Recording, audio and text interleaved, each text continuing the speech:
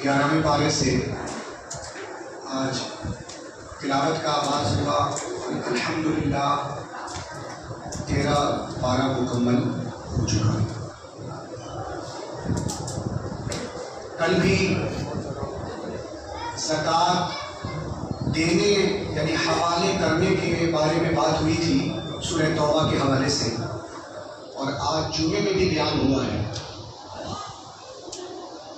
जो बात आप सुन चुके हैं सो सुन चुके हैं।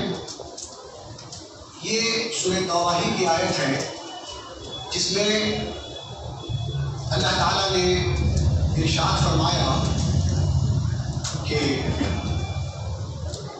सहाबा किराम जब अपनी ज़कात निकालते थे सहाबा, तो ये सीधे प्यारे आका की बारगाह में ले जाकर के पेश कर देते थे, और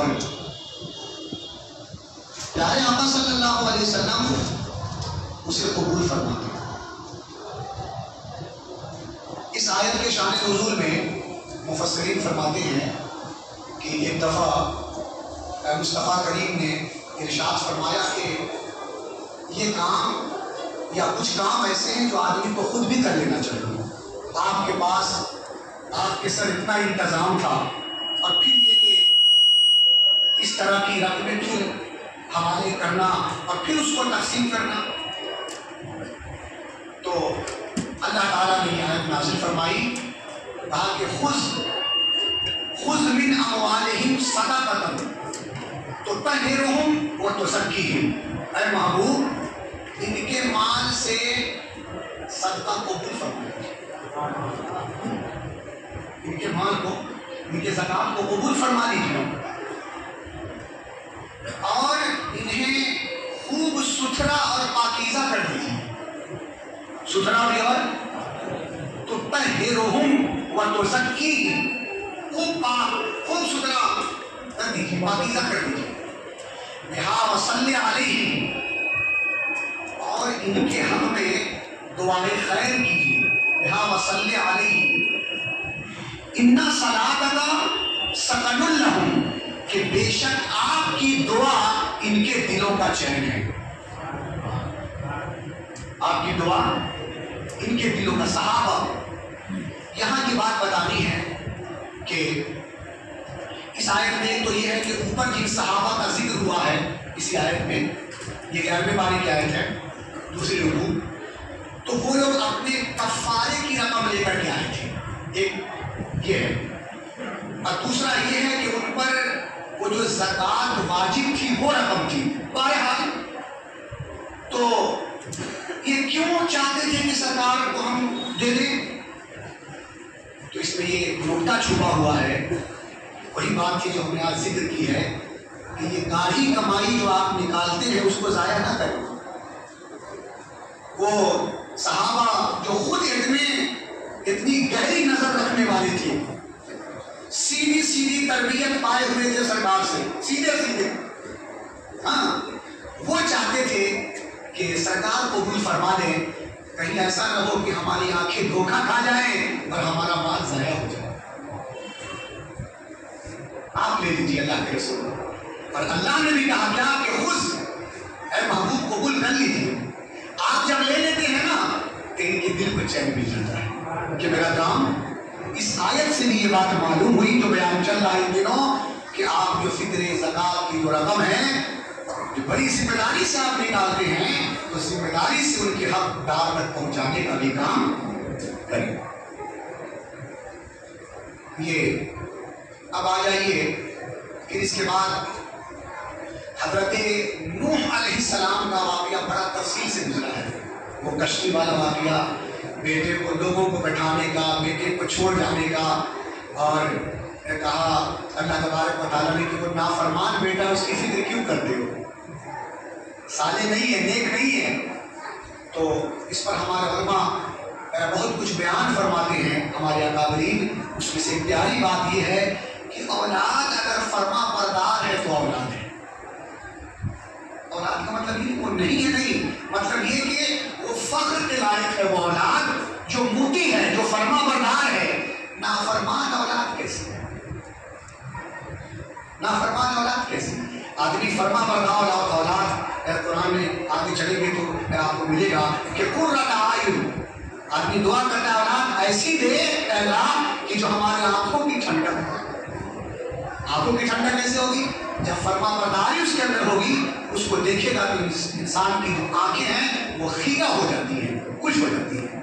تو وہ سب ذکر ہوا۔ اس کے بعد ہم لوگ سورہ یوسف میں داخل ہوئے ہیں۔ سورہ یوسف کے حوالے سے دو باتیں ذکر کرتا ہوں۔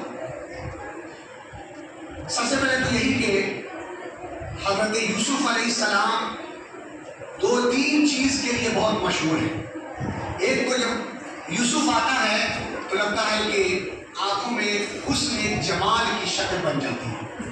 یوسف بولنے میں بھی کتنا اچھا لگتا ہے، سننے میں بھی کتنی بار یہ نام آیا ہوگا ابھی سورت اگر آپ غور سے سن رہے ہوں گے تو بار بار۔ حضرت موسیٰ علیہ السلام کے بعد سب سے زیادہ نام قرآن میں یوسف علیہ السلام، ایک ہی سورہ ہے لیکن بار بار نام آیا۔ تو سب سے پہلی بات کہ انہوں نے ایک تو یہ حسن کے اعتبار سے وہ حسن کے لیے مشہور ہے، اور دوسرا خواب کی تعبیر کے لیے،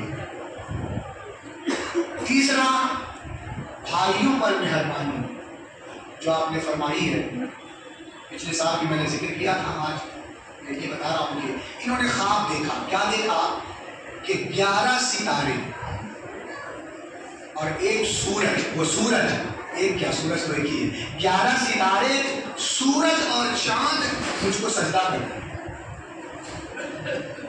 خواب تو صبح ہوئی تو اپنے والد حضرت یعقوب علیہ السلام سے یہ خواب انہوں نے، اس وقت ان کی عمر 12 سال کی تھی، تفسیروں میں تھوڑا اختلاف بھی ہے، روایت میں 12 سال کی تھی، اور یہ خواب دیکھا۔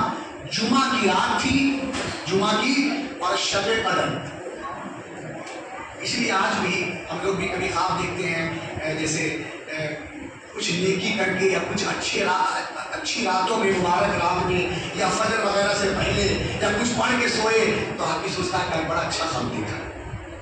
تو انہوں نے خواب دیکھا، جمعہ کی رات، شب قدر، عمر 12، صبح ہوئی تو اپنے والد بزرگوار حضرت یعقوب علیہ السلام سے یہ خواب ذکر کیا کہ ابا میں نے یہ خواب دیکھا ہے۔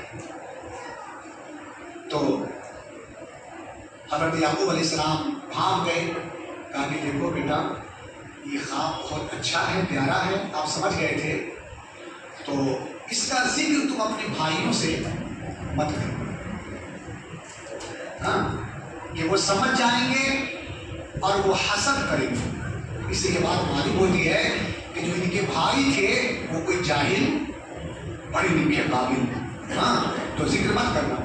تفسیر میں ہے کہ 11 ستارے سے مراد 11 بھائی ہیں، اور سورج سے مراد آپ کے والد ہیں، اور چاند سے مراد آپ کی والدہ ہے۔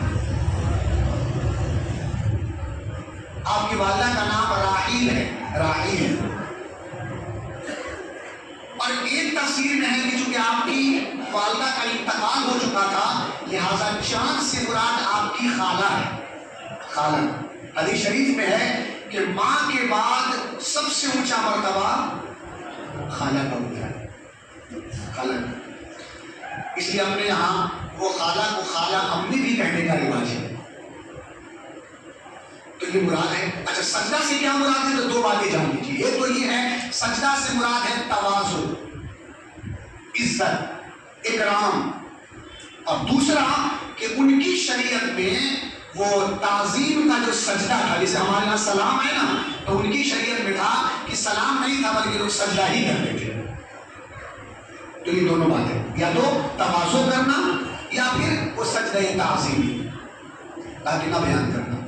اور اس سے یہ بات معلوم ہوتی ہے کہ کوئی اچھا خواب جب آدمی دیکھے تو ہر کس و ناقص سے نہ کرے بلکہ سوجھ بوجھ والے سے، عقل مند سے، اور اس سے جو آپ سے محبت کرتا ہو۔